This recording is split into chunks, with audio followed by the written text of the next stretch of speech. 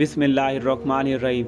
ब्राह्मणा होकर वजू करने का हुक्म। पहला सवाल ये है कि अगर नंगे होकर वजू या गुस्ल किया तो क्या वजू होगा और गुस्ल भी होगा या नहीं। दूसरा सवाल यह है कि अगर दुपट्टा उतार कर वजू किया तो क्या वजू होगा। और तीसरा सवाल यह है कि अगर बाथरूम में वजू किया तो क्या वजू हो जाएगा। मोहतरम भाइयों और बहनों, अब पहला सवाल यह है कि अगर नंगे होकर गुस्ल किया या वजू किया तो क्या वजू होगा और गुस्ल भी होगा या नहीं। अब इसके दो पहलू हैं, एक तो नंगे होकर गुस्ल किया और दूसरा ये है कि नंगे होकर वजू होगा या नहीं। तो नाज़रीन, हज़रत सैयदना हुज़ैफ़ा रज़ी अल्लाह तआला फरमाते हैं कि मैंने रमज़ानुल मुबारक में हुजूर अक़दस सल्लल्लाहु अलैहि वसल्लम के साथ नमाज़ पढ़ी तो सरकारे दो आलम नमाज़ पढ़ने के बाद खड़े हुए और गुस्ल फरमाने लगे। जब हुजूर अक़दस सल्लल्लाहु अलैहि वसल्लम गुस्ल कर रहे थे तो मैं पर्दा किए खड़ा यानी कि चादर पकड़कर खड़ा था, अल्लाह के नबी सल्लल्लाहु अलैहि वसल्लम और मैंने पर्दा किए रखा। जब अल्लाह के नबी सल्लल्लाहु अलैहि वसल्लम ने गुस्ल मुकम्मल कर लिया तो फिर मुझसे फरमाया कि हुज़ैफ़ा, कुछ पानी बच गया है, अगर तुम चाहो तो इसी से गुस्ल कर लो और अगर चाहो तो इसमें कुछ और पानी मिला लो, यानी पानी को बढ़ा लो। तो मैंने अल्लाह के नबी सल्लल्लाहु अलैहि वसल्लम की बारगाह में अर्ज़ की कि या रसूलल्लाह, जो पानी आपके गुस्ल से बच गई है ये पानी तो मुझे किसी और पानी से यानी दूसरे पानी से ज़्यादा महबूब है। तो यूँ मैं उसी पानी से जो अल्लाह के नबी सल्लल्लाहु अलैहि वसल्लम ने बचाया था उसी से गुस्ल करने लगा। जब मैं गुस्ल करने लगा तो अल्लाह के नबी सल्लल्लाहु अलैहि वसल्लम चादर तान कर खड़े हो गए यानी पर्दा करने लगे। तो मैंने हुजूर अक़दस सल्लल्लाहु अलैहि वसल्लम की बारगाह में अर्ज़ की, या रसूलल्लाह सल्लल्लाहु अलैहि वसल्लम, आप मेरे लिए ये पर्दा ना करें, यानी आप ये तकलीफ़ ना उठाएं। तो अल्लाह के नबी सल्लल्लाहु अलैहि वसल्लम ने फरमाया कि नहीं हुज़ैफ़ा, जब मैं गुस्ल कर रहा था तो तूने मेरे लिए पर्दा किया, अब तू गुस्ल कर रहा है तो मैं लाज़मी ज़रूर तेरे लिए पर्दा करूँगा। तो ये जो नंगे होकर गुस्ल करना है या इसके जो मसाइल हैं ये उस वक्त था जब तक हमारे यहाँ बाथरूम या टॉयलेट का रिवाज नहीं आया था, यानी लोग बाहर नलके के नीचे नहाते थे। इसी तरह देहात में होता था और इसी तरह शहरों के अंदर भी नलके के नीचे नहाया जाता था और जहाँ नलका लगा होता था उसके चारों तरफ कोई चार दीवारी नहीं होती थी, यानी पर्दा नहीं होता था। तो जब से बैतुल खुला बने हैं उस वक्त से चादर तानना वाला मसला ख़त्म हो गया। अब आप मुकम्मल तौर पर अपना लिबास उतार कर गुस्ल कर सकते हैं। पहले हमारे जो बुजुर्ग थे वो क्या करते थे कि जब वो गुस्ल करते थे तो एक चादर तान लेते थे और गुस्ल करने वाला भी कोई ना कोई लुंगी या बांदी से अपने पर्दे का एहतमाम कर लिया करते थे और इसी तरह औरतें चारपाई खड़ी कर लेती थी। लेकिन इन सब में कई मसले थे कि अगर गुजरते हुए किसी शख्स की नज़र पड़ जाती तो देखने वाला तो गुनहगार हो जाता और साथ में जिसका सतर देखा जा रहा होता, अगर वह उसको देख लेता है तो वह भी शर्मिंदा हो जाता है। इसी तरह चादर अगर तनी हुई होती तो चादर गिर जाने का इम्कान भी बराबर लगा रहता। लिहाजा इन बातों को या आदतों को जहन में रख कर हमारे बुजुर्ग को वो नहाते वक्त लुंगी बांध लेते थे। लेकिन आजकल हमारे यहाँ टेक्नोलॉजी और बाथरूम में टॉयलेट है, बाथरूम है, इनकी चार दीवारी हुई होती है और इनके साथ दरवाज़ा होता है, इनमें चारों तरफ से मुकम्मल पर्दा होता है और अगर इसके अंदर रोशनदान भी हो तो वह भी 6 फुट से ऊंचा होता है। तो इसमें जिस्म नज़र आने का कोई अंदेशा और इम्कान नहीं होता। लिहाजा पहली बात तो आप ये समझ लें कि जहाँ पर किसी की निगाह पड़ने या बेपर्दगी का इम्कान ना हो तो मुकम्मल तौर पर लिबास उतार कर नंगे होकर गुस्ल करना बिल्कुल जायज़ है। अब आपका गुस्ल मुकम्मल नंगे होकर हो गया, क्योंकि गुस्ल के कितने फ़र्ज़ हैं? 3। तो जब वो 3 फ़र्ज़ आपके पूरे हो गए और आपका गुस्ल हो गया तो फिर वजू तो खुद ही हो गया। गुस्ल करने के बाद वजू करना ज़रूरी नहीं है। جب آپ نے غسل کر لیا تو وضو کو گیا، کیونکہ وضو ہو گیا۔ جب ننگے ہو کر غسل ہو جاتا تو وضو کیوں نہیں ہوگا؟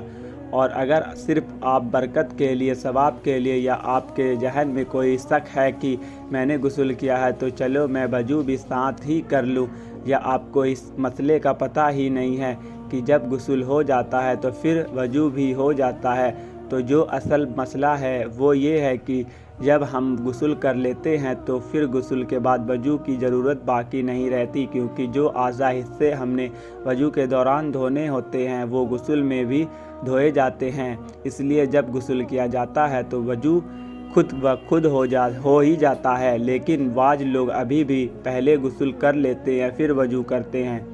اگر کچھ لوگ ثواب کی نیت سے کرتے ہیں تو وہ کر سکتے ہیں، لیکن یاد رہے کہ جب آپ نے ایک بار غسل کر لیا تو پھر آپ کو دوبارہ وضو کرنے کی ضرورت نہیں، مطلب ایک بار کر لیا تو دوبارہ وضو کرنے کی ضرورت نہیں، اسی میں وہ ہو جاتا ہے۔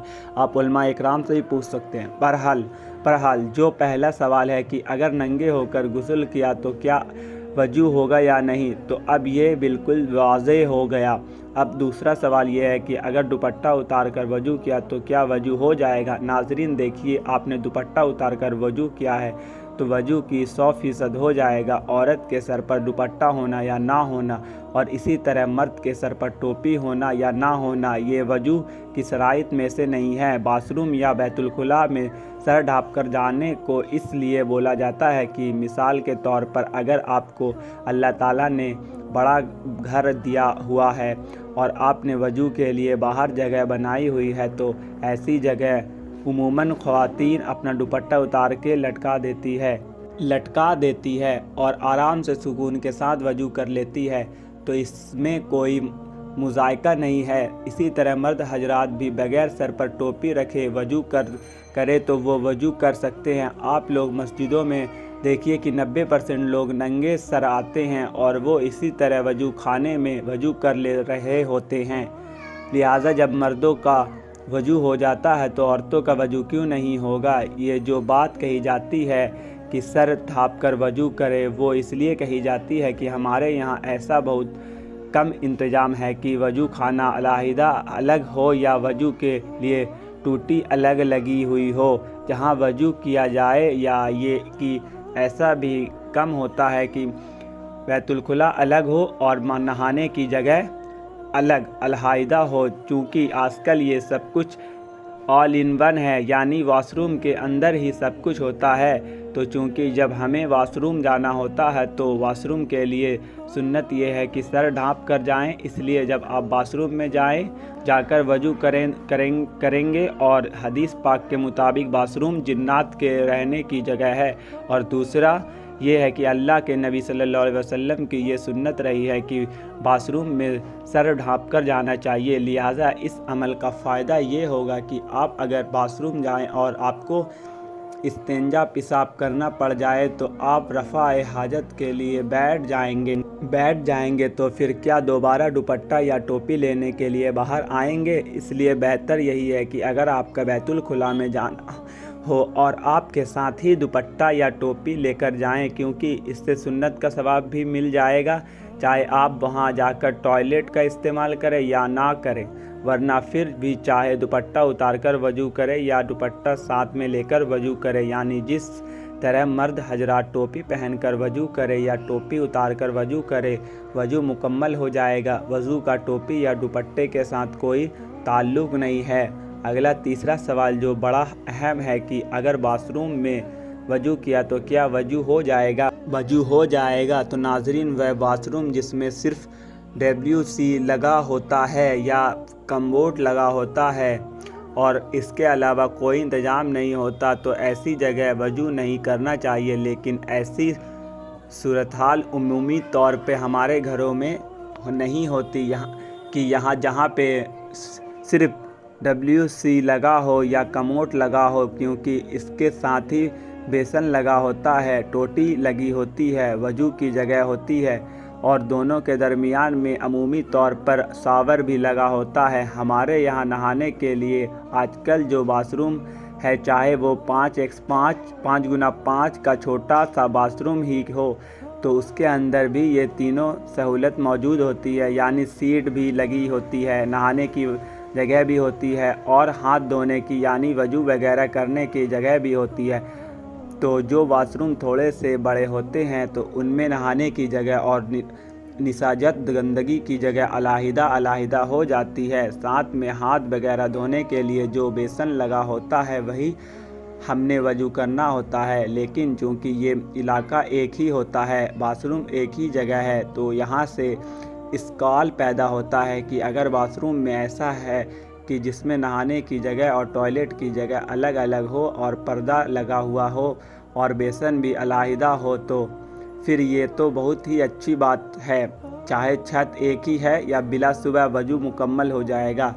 लेकिन इसमें उलमा जो एक बात कहते हैं कि वो ये है कि यहाँ एहतियात करनी है, क्योंकि छत एक है, माहौल एक है और जगह भी एक है। जहाँ 3 सहूलत है तो आपको यहाँ अल्लाह का नाम ज़बान से नहीं लेना, यानी वजू शुरू करने से पहले की दुआ और बाद की दुआ नहीं पढ़नी, और अगर ये पढ़नी है तो खुफिया तौर पर यानी दिल में पढ़नी है, या फिर वजू करके जब आप बैतुल खुला से बाहर निकले तो बाहर आकर आप ये दुआ पढ़ सकते हैं। बस इस चीज़ का आपने ख्याल करना है कि बाकी वजू तो बहरहाल हो ही जाता है, इसके अंदर कोई मुज़ायका नहीं। अल्लाह ताला हम सबको दीन का इल्म सीखने और उस पर अमल करने की तौफीक अता फ़रमाए। आमीन। कमेंट बॉक्स में आप भी आमीन लिख दें, क्या पता किसकी आमीन अल्लाह पाक की बारगाह में कबूल हो जाए। और अच्छी वीडियो देखने के लिए हमारे चैनल इस्लामिक मालूमात चैनल को सब्सक्राइब कर ले, साथ में लगे बेल आइकन को लाजमी दबा दे ताकि हमारी हर आने वाली नई वीडियो का नोटिफिकेशन सबसे पहले आप तक पहुँचे।